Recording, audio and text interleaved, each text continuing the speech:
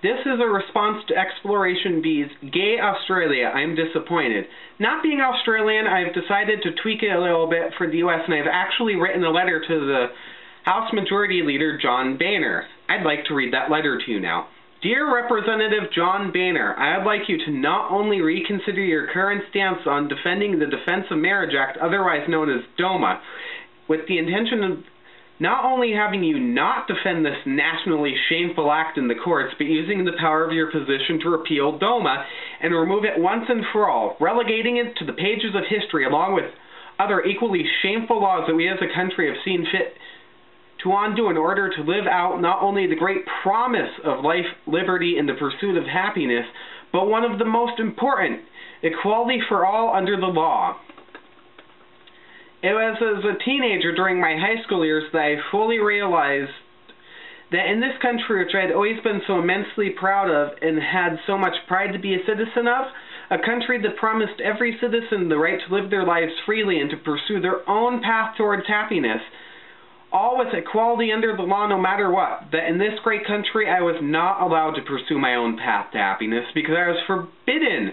to marry. That in this great country I could not fall in love with and legally marry the man that not only do I want to grow old and spend the rest of my life with, but raise a family with too. I am disappointed that as it stands now, in order for me to be equal to my parents and my brother and the rest of my family who want me to be fully equal to them and have the same full rights to marriage that you now still seek to keep from me, that in order to have those rights, I will need to leave this country. That I'll have to leave my hometown, which has and continues to make it to the top of lists of best cities to live in the country. I'll have to leave my friends, my family, my job that I have held since I graduated high school in 2006, where I have worked hard and created friendships as well. Yet I can see firsthand how marriage equality will not and does not harm anyone, let alone a nation.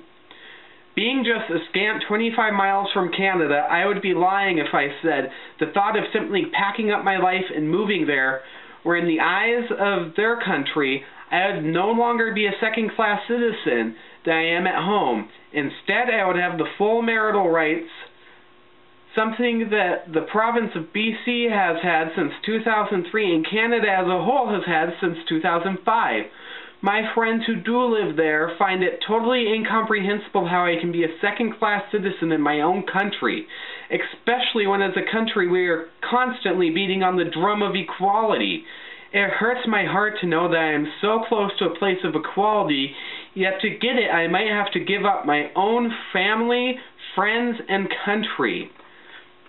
I feel that it is a shame of the highest degree that as a nation we are not leading by example when it comes to marriage equality for all gay, bisexual, and transgender citizens. Instead, we not only stand on the sidelines while increasing numbers of nations pass us by, we actively fight to push against the flow of equality, when instead we should be blazing a trail for others to follow. I should not have to be considering leaving my own country, a country that is supposed to be one of the greatest, not only on earth, but in history, to gain the rights and equality they are promised by the ideals on which our founding fathers founded this country. This is why I ask you not only to do as President Obama has and refrain from defending DOMA in the courts, but to take even bolder steps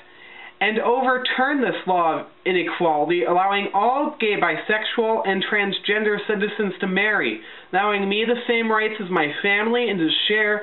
that beautiful occasion when it comes with them in my own hometown, in my own country. Sincerely, Matthew Simons. I think that we need to have more people write on this issue, not only their representatives, but the party majority leaders in both houses as well as the president, because unless we pressure them, they are not going to take the action needed. Thank you.